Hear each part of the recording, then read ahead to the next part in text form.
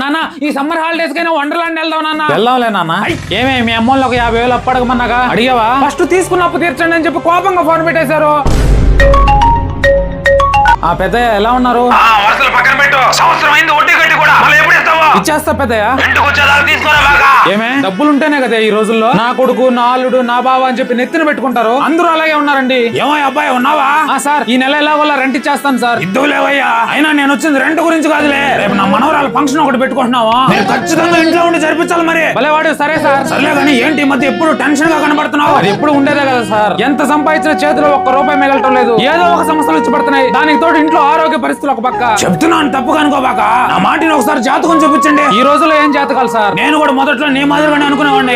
ఇంట్లో ఏదో ఒక సమస్యలు, వ్యాపారంలో నష్టాలు, ఆరోగ్య సమస్యలు ఒక పక్క. అటువంటి టైంలో మహానుభావుడు గురువు గారు లక్ష్మణ్ రాజు గారు గురించి తెలిసింది. ఆయన దగ్గర ఒక్కసారి జాతకం చూపించామయ్యా. మన సమస్యకు తగ్గట్టు తమలపాకులు అంచనా వేసి మన సమస్యకు సరైన పరిష్కారం చూపిస్తాడు ఆయన. మరి ఎలా కలవాలా గురువు గారిని? ఏం లేదు నాయన, ఇదిగో ఇక్కడ ఇచ్చిన నంబర్ కి డైరెక్ట్ గా ఒకసారి ఫోన్ చేసి మాట్లాడండి. మన సమస్య ఏదైనా సరే, ఆరోగ్య సమస్యలు, కుటుంబ సమస్యలు, వ్యాపార సమస్యలు, నరదిష్టి, కోర్టు సమస్యలు, ఇలాంటి ఎటువంటి సమస్యలు ఉన్నా సరే కేవలం 5 రోజుల్లోనే సరైన పరిష్కారం చూపిస్తాడు ఆయన.